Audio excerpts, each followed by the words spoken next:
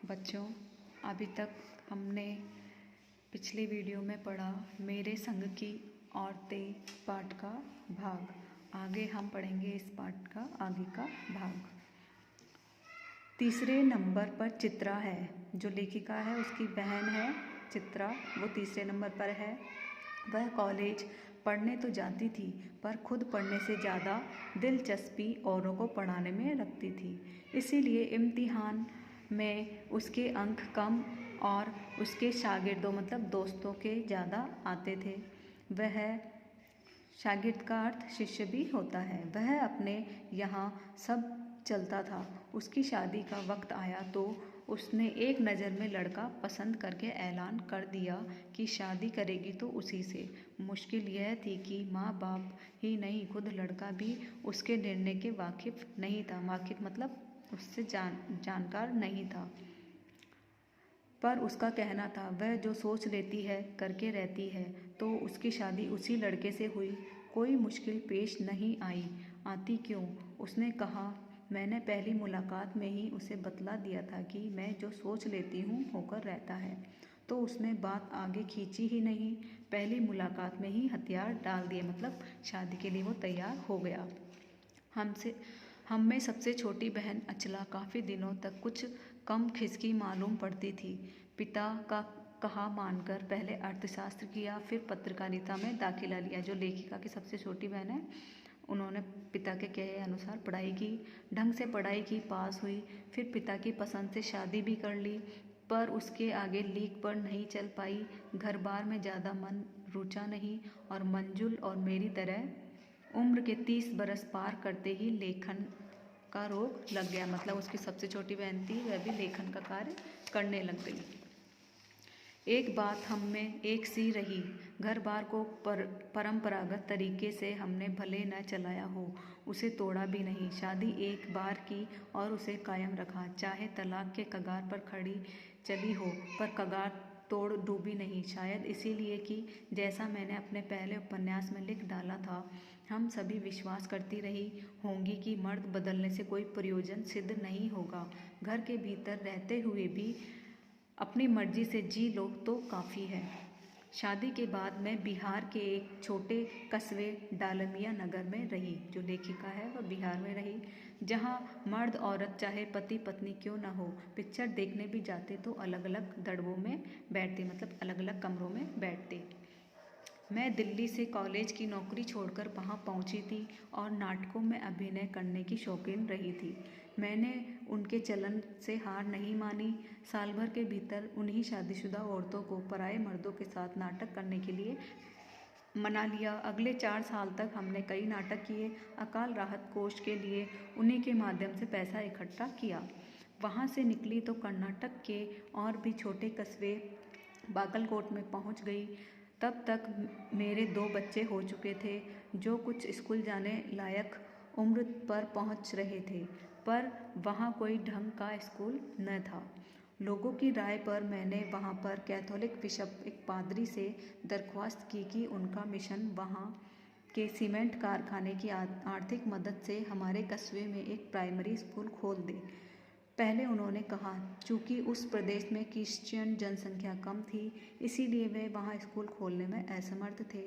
मैंने गैर क्रिश्चियन बच्चों को भी शिक्षा पाने के लायक सिद्ध करते हुए अपना इसरार जारी रखा।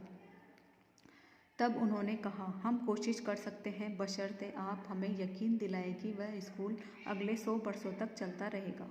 मुझे गुस्सा आ गया। मैंने कहा, स्कूल की छोड़िए, किसी के भी बारे में यकीन नहीं दिलाया जा सकता कि वह अगले 100 वर्ष तक चलेगा। वे भी गुस्सा खा गए और बोले, खुदा का लाख शुक्र है बच्चों के न पढ़ पाने की समस्या आपकी है, मेरी नहीं। बात कड़वी थी पर 100% सच। सच के आगे सिर झुकाने की हमारी बचपन की आदत थी।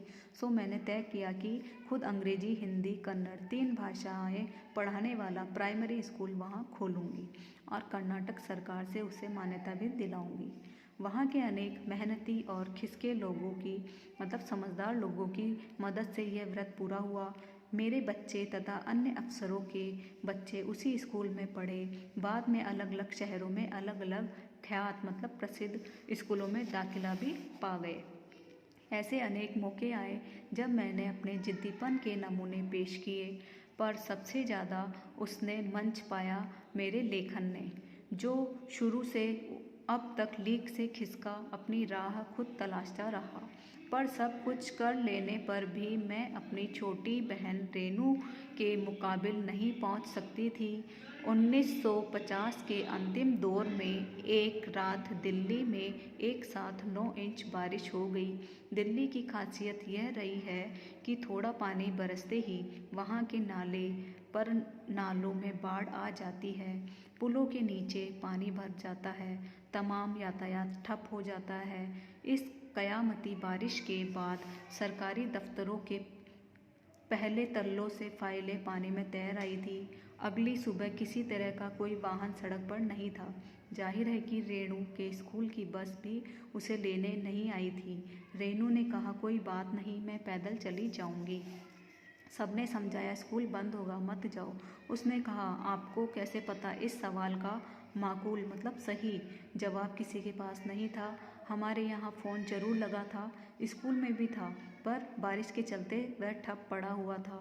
तो रेणु अकेली पैदल स्कूल चल दी। गनीमत यह रही कि बारिश एक मुश्त बरस लेने के बाद थम गई थी। एक मुश्त मतलब लगातार।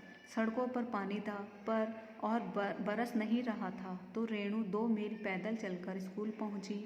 जैसा हमने कहा था, वह बंद था। चौकीदार रेणु को देखकर दंग रह गया, पर रेणु को कोई मलाल नहीं था, मतलब दुख नहीं था। वह वापस 2 मील चलकर घर पहुंची। सबने कहा, हमने पहले ही कहा था। उसने कहा, स्कूल बंद था तो मैं वापस आ गई, इसमें आपका कहना कहाँ से आया? सोचती हूँ कैसे रोमांचक का अनुभव हुआ होगा उसे उस दिन, जगह जगह पानी से लंबे लब लब करते सुनसान शहर में। नीच चाट मतलब बिल्कुल सूने, अकेले, अपनी धुन में मंजिल की तरफ चले जाना। सच, अकेलेपन का मज़ा ही कुछ और है। तो बच्चों, ये कहानी है मेरे संग की औरतें। इसमें जो लेखिका है मृदुला गर्ग, उन्होंने समय की और उससे पहले अपनी माताजी, अपने दादी, अपने नानी के समय की जो महिलाएं हैं, उनके स्वभाव, उनके कार्यों का वर्णन किया है।